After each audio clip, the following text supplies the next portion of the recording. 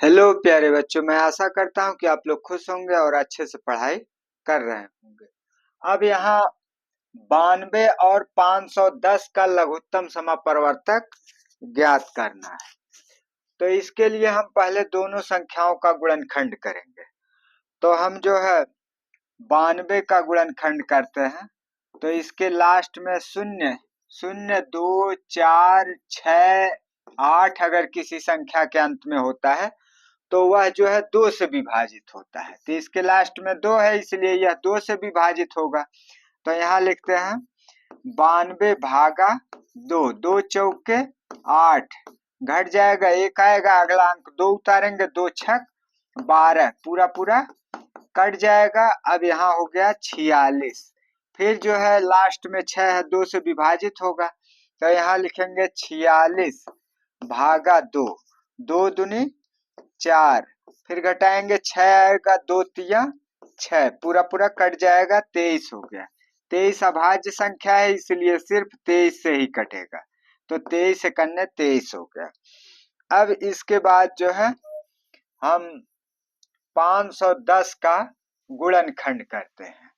तो यहाँ जो है लिखेंगे 510। अब 510 के लास्ट में शून्य है, इसलिए यह 2 से विभाजित होगा। तो हम लिखेंगे 510 भागा 2, 2 दूनी 4, घटा देंगे, एक आएगा, यहाँ अगला अंक 1 उतारेंगे, 2 पचे 10, फिर जो है यह 1 उतरेगा, फिर लास्ट में शून्य आएगा। अब 2 पचे 10, पूरा पूरा कट गया। अब यहाँ 255 हो जाएगा, 255। अब फिर यह 5 2 7, 5 12, 12 3 से विभाजित हो जाएगा, इसलिए यह जो है 3 से विभाजित होगा। तो अब हम जो है 3 से इसको भाग देते हैं।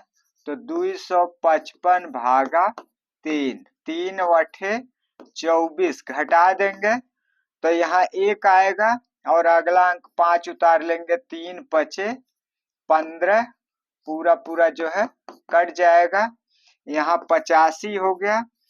फिर जो है यह 8 5 13, 13 3 से नहीं विभाजित होगा, इसका मतलब यह 3 से नहीं विभाजित होगा। लास्ट में 0 5 होने पर 5 से विभाजित होता है, इसलिए यह जो है 5 से विभाजित हो जाएगा। तो 85 भागा 5, 5 करने 5 हो जाएगा, घटा देंगे, यहाँ 3 आएगा, अगला अंक 5 उतारेंगे, 5 सते 35 हो जाएगा, पूरा पूरा कट जाएगा। तो यहाँ जो है 17 हो गया। 17 अभाज्य संख्या है, इसलिए यह सिर्फ 17 से कटेगा, 17 करने 17। अब जो है सभी संख्याएं कट चुकी है, अब लघुत्तम समापवर्तक ज्ञात करना है।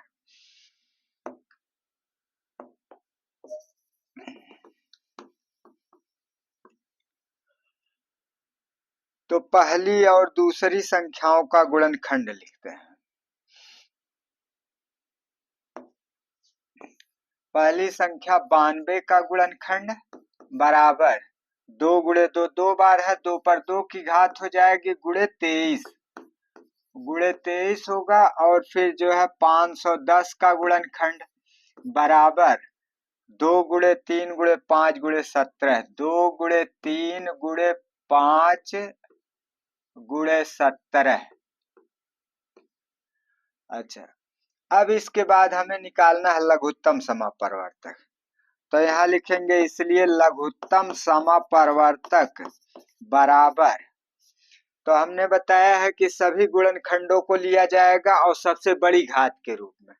तो 2 का गुणनखंड में सबसे बड़ी घात 2 की है, तो 2 पर 2 की घात गुणे 3 गुणनखंड एक ही घात के रूप में है, 5 गुणनखंड एक ही घात के रूप में है, 17 गुणनखंड एक ही घात के रूप में है, 23 गुणनखंड एक ही घात के रूप में है।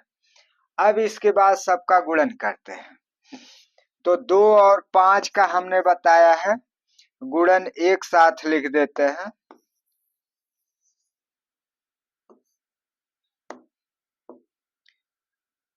तो 2 गुणे 5 एक साथ लिख दिए। अब इसमें जो है सिर्फ 2 बच रहा था, यहाँ 2 गुणे 3, 5 को आगे कर लिए हैं, इसलिए अब इसके बाद 17 लिखेंगे। 17 गुणे 23। अब जो है इधर 5 दूनी 10 हो गया, और इसको गुणा करेंगे 3 दूनी 6, तो 6 गुणे 6 हो गया, और गुणे 17 और गुणे 23।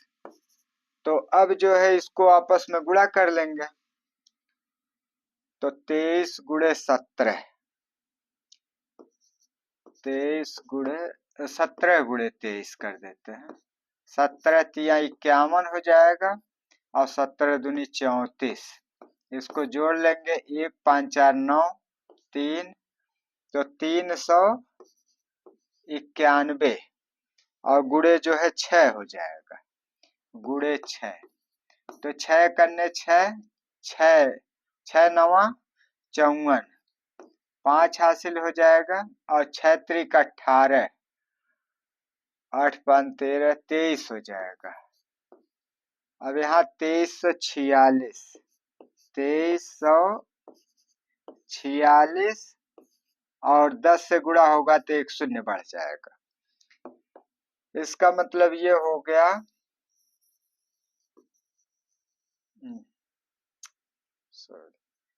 2346 प्राप्त हो गया, 23,460।